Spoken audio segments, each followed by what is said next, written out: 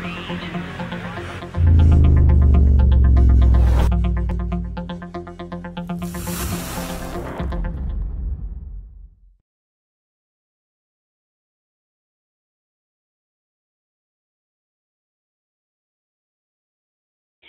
and welcome everyone to today's Avid Tech Talk webcast series presentation. These sessions were created for Avid customers and partners who administer, design, use, and implement Avid products. These sessions were also created to help you be more successful with the deployment and use of Avid products. Today's session will focus on Media Central, and in today's session, we will be taking a closer look at closed captioning. Today's session is a live webcast presentation, and this session is not designed with polished marketing content. Instead, these sessions are less formal and focused on providing participants with technical content and as much demo material as possible.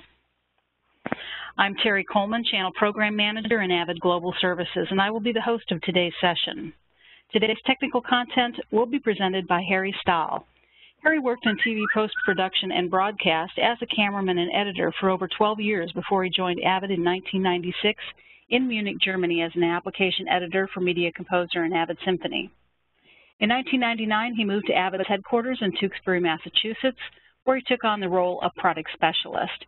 And in 2001, he was invited to work for Avid's enterprise sales team in Germany and Eastern Europe. Harry has been working as a product designer since June of 2014 and is leading Avid's efforts in the area of closed captioning with the Media Central platform. And with that, I'd like to turn the meeting over to, now at this time, to Harry. Great, Terry. Thank you very much for your kind introduction. Hello, everybody. Greetings from beautiful Munich, Germany. I think one thing I would like to say first is that I feel it is important to point out to you that we do not intend to replace any existing captioning environments with our approach. There are many sophisticated tools out there that are dedicated to creating, editing closed captions for broadcast. We simply want to give our users the possibility to review and quickly correct captioning content in their own post-production environment to help them save time and money. So in the next 20 to 30 minutes, I will walk you through our current closed captioning workflow and present some additional information for you. We will look at the new closed captioning pane within the Media Central interface, which will help review, edit, and even create closed captions. And I will also point out some limitations and provide some guidelines that are helpful for you to know, or should be helpful for you to know. So on our agenda today, I'll talk about closed captioning in general and how it fits into the Avid workflow, followed by a small demonstration, and I'll give you a glimpse of what the coming features are that we are currently investigating. I have also listed some links for you at the end of my presentation to help you look up further information on closed captioning on the web. Okay, let me actually start with something that irritated me as well in the beginning by clarifying the confusion in the world, especially in Europe, concerning the terms subtitles and captions. Here in Europe, people more commonly use the term subtitles, by the way, but they do mean basically the same. Whereas in the US, captions commonly refer to on-screen text that is specifically designed for hearing impaired viewers, and subtitles are straight transcriptions or translations of the dialogue. So captions also include descriptions of sounds, such as gunshots, closing doors, and music and such. And the term closed versus open indicates that the captions are not visible until they're actually activated by the viewer, usually via remote control or menu option. You probably know how that works. So my next slide actually shows two types of display captions, and you probably have seen some of these already as well. Some of them you'll see are rolled up line by line, and others can be multi-line caption blocks that actually pop on and off the screen, where a complete caption block is actually replaced by the next one. So typical for live programming, for instance, like news or sports events would be a roll-up caption. Also because when the audio content is actually transcribed during the broadcast by a human being or maybe by a software, rolling allows a much more flexible approach in positioning the captions. More precise in timing and more common for content that is prepared in a dedicated post environment would be the pop-on type captions. Here the user would see a caption block of up to 4 lines, of 1 to 4, on screen, which is then replaced by the next block. And this is also the caption type that we can actually create within Media Central. However, you can also import roll-up captions, and they will roll up. Okay, so let's have a look at the traditional captioning workflow. If we look at this process of adding captions to the video content, it's usually done after the editing. Makes sense? You will see that the transcription of the audio content is done on a dedicated device with a stenotype keyboard and is then encoded into the video signal. The preferred video line, by the way, in NTSC for adding this content would be line 21, which is also why it's referred to as line 21 subtitling. When we're talking about live captioning, it's actually very similar.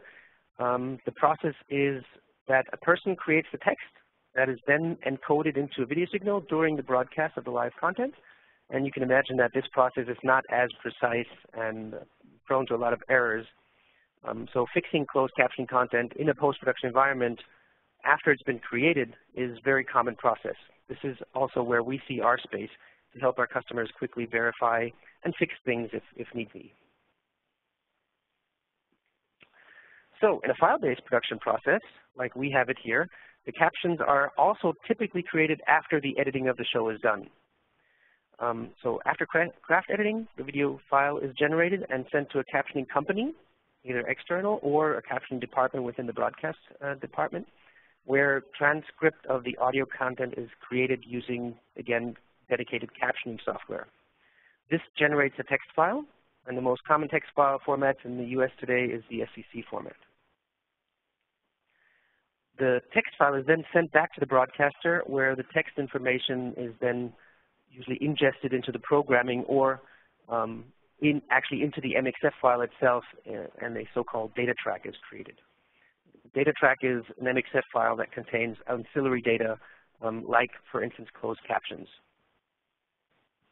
So the Avid process here, the user would open a sequence in Media Central UX, import externally created caption files to sync that to the video, or if the captions already contain, if the file already contains captions in an MXF ancillary data file, like in a DTrack, then the user could extract that text from the existing DTrack. So the text will be displayed in an overlay in the player window and as well in the new closed captioning pane that I'll show you in more detail during the demo. The closed captioning pane is also the place, by the way, for any text formatting, text editing, or repositioning of the on-screen overlay. And then when the closed captioning work is done, the user either exports the text to a new so-called sidecar file, SCC file, or TTML, or repackages the edited content back into MXF, creates a new data track, and sends that either directly out to Playout, or somebody else in the Interplay environment, for instance, can pick it up to view the content. Our goal is to help our users to very easily review closed captions. Again, we're not aiming to replace existing and very sophisticated captioning environments. We just want to basically help them fix it in post. I love when they say fix it in post. So let me dive a little deeper here. As you might know, there are a multitude of many different file formats that actually contains captioning content or can contain. So we have SCC as the most common file format. It's the first format that we implemented here in Media Central US, especially in America. Australia and Europe commonly use the STL format. Also, the MXF file can contain closed captioning information. And then we also have many other formats also for web content. So to address this fact, we need to convert these files to one open standard file format, which makes it easy to visualize and edit text information. Right? So in Media Central, we use a standardized time text format called TTML for the process of viewing and editing the textual content of the captions. This means before a user can review text of captions in Media Central, we convert the content into TTML. It's a simple process that the user doesn't actually notice. We use a bus service to do this that runs in the background called the CCCS, or the Closed Captioning Conversion Service, that's actually installed with your Media Central installation. So basically, run through it again. You extract the CC text information from MXF or import an SEC file, and this converts the text to TTML for viewing and editing. And then when the work is finished, we wrap the content back into MXF for sending it to Playout, or we convert it back into a sidecar file like SEC during a simple export for further distribution or to support other existing workflows. And of course, also to note, the TTML file is always checked back into the Interplay production database, linked to that sequence to allow you to do work later or changes that might want to be done at a later time. Okay, so now let me quickly show you how easy it actually is to work with closed captions within Media Central platform. I'll switch over to my browser window where I have a short sequence in Media Central to show you how easy it is to create and edit the captions. Okay, I was waiting for a while, so I got to log in newly here. Okay, so as you can see in Media Central here, on the left we have the launch pane where I can access my media. In the middle we have the media player, the media pane with the media player, and on the right side we have the closed captioning pane that's actually already open. There's nothing loaded, so the asset is empty. One thing I want to make you aware of, if you double-click a sequence, it will automatically be loaded into output mode. We have, by design, said that if you're in output mode, this could, you could also edit video and audio content. So we said that you need to load your sequence into asset mode, which is basically the player mode. So make sure you're in asset mode, and then you can see your sequence in the player and work on your closed captions. Currently, we don't have any closed captions loaded yet. We can try to extract closed captions from the data track that would be associated with the MXF file that we have just loaded with the sequence, basically. In this case, I know that there are no captions loaded. There is no data track at hand. As you can read, it says there is no data track in the sequence. So in this case, we'll actually import an SCC file that I've created in the background. Now, I could load the German version for you. Actually, let me do that. I don't know if there are any German speakers here, but as you can see, in the media player, you can see the captions playing, and you'll also see that the captions in the closed captioning pane are following the cursor in the media pane, in the player window. Also, in the closed caption pane, if I click on a caption, the cursor in the sequence jumps to that start point position. So we have the time span of the caption that is represented, and we have a little alignment window here that will let you choose the position of the alignment. Okay, so I'm guessing that a lot more people speak English than German, so let me actually load my English captions for you. It's asking me if I can overwrite the captions that I see here. Yes, we can do that. We'll select the English version, and the German text is replaced by the English version. And again here, you can see the captions playing in the media player.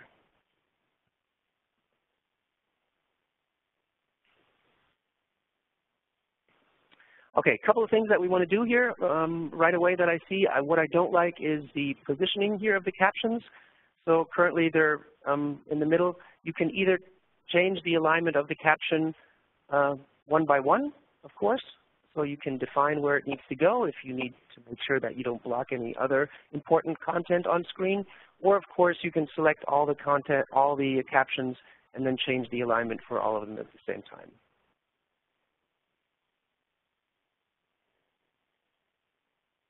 By the way, I'm not playing the audio for you because it's just about the captions in this case.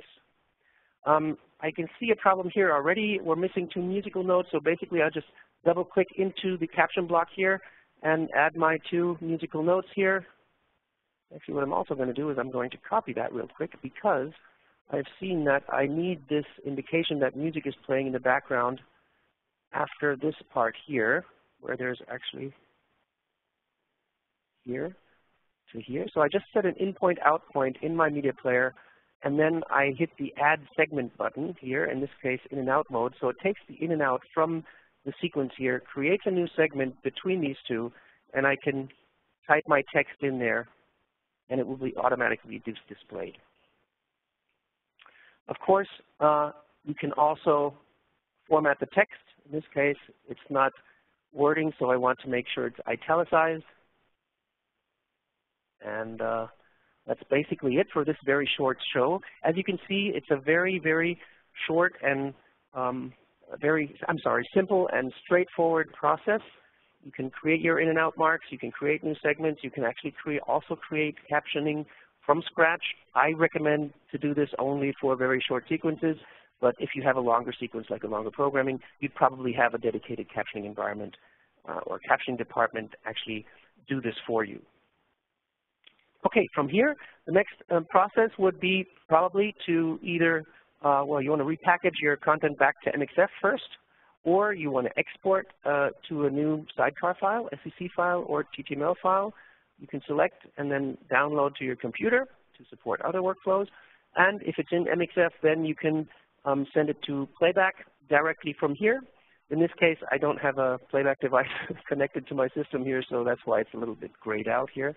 But again, very simple, straightforward process for you. Also, by the way, in this position, I want to say thank you very much to Phil Naylor, who actually provided this wonderful short video of his son, Tristan. And I want to make sure that you remember the name Tristan Naylor, because I'm sure he's going to become a very, very famous basketball player one of these days. Okay, with this, let me switch over to my presentation real quick again to actually talk about some of the limitations that we have in closed captioning that you should be aware of. Closed captioning is code-based technology. This means the number is used to represent each character in a caption text, and this has to be converted in the background. The coding, by the way, is based on ASCII standard and is hard-coded into the system. So for video content, 2 characters are actually encoded on a single line in one field of video, and this allows a character rate of about 60 characters per second. However, it's normally divided into 2 streams, so you have sort of like 30 characters per second. You have to be aware of this, and I'll get to this a little later as well, to make sure that you don't you have a sufficient length in your segments. It's quite important that the data rate is not exceeded, because it is one of the limitations of and complexities of the closed captioning system, especially if we're going to a broadcast format. Also, the number of characters per line or row is limited to 32. Any caption block that exceeds this limit will actually lose characters. So if you repackage back to MXF, you want to make sure you don't have more than 32. By the way, we do limit the input amount to 32 characters per line. And certain national languages cannot be supported by closed caption technology, as their characters may be too complex. And here's a list of the languages that we currently support. Because the closed captioning system is character-based, the character set and font style available is fixed. So characters are limited to the Latin alphabet, A to Z, plus some number of accented characters. And this makes the system suitable mainly for English and some other main European languages. You can mix characters and languages in a single closed caption file. So as you saw, I had one file for German and one for English. But you cannot currently switch between 2 sets of closed captions. For example, have English and Spanish in one file and then just switch that. However, I am working on supporting a multilingual workflow as well. I created a very simple to visualize the problem that we have with the buffering of the text. When you move your text into a file format for broadcasting, think of it like this. There's a buffer that will have to be loaded with the text before it can actually be displayed on screen. So once the first segment is on screen, the next buffer can be loaded with the following text segment and so on. So depending on the amount of text, always make sure to leave sufficient length for the buffering, and don't create captions on the very first frames of a sequence. You can do this in the TTML, but remember you are moving after that to, or probably moving after that to a broadcast format. So that requires you to be aware of these limitations. Okay, so we do educate our users. A lot of professional captioners, of course, know about this. You should take these limitations into consideration when you create captions. Okay, as I said, oops, here we go. As I said, we're always looking to enhance our tools and feature sets. So a few of the things we're currently looking into is the support of additional file formats. On my top list, of course, is Australia and Europe with SCL. MCC is a file format, excuse me, that actually allows you to have 2 languages within one file. So we are also looking at multi-language support in one file.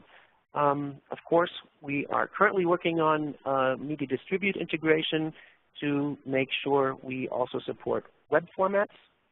And I personally would actually like to have an indication in the timeline that the timeline shows me where closed captions are actually located in my sequence. Here's a short list, actually a very simple list of websites for you that contain a whole lot of information on closed captions. Notes and guidelines are also, of course, in the Media Central user documentation. So to wrap it up, we looked at different captioning types, the traditional and file-based workflows. I talked about Avid's closed captioning conversion service and the TTML file format that we use as a mezzanine format in the background. I presented, excuse me, the closed captioning workflow within Media Central and made you aware of some of the existing guidelines and limitations and gave you a glimpse of our product roadmap. So with this, I would actually like to open the session to your questions and hopefully have the right answers for you as well. So here we go. Please do type your questions into the chat window. Try to address them to Jeff Hollywood. Okay, currently I cannot see any questions in the chat window. I did have some questions yesterday from some colleagues. One question that came up was, excuse me, is closed captioning also possible on master clips? I told you before that we have to load a sequence into the asset mode because we feel that the editing, the craft editing, should be finished before you actually create closed captions.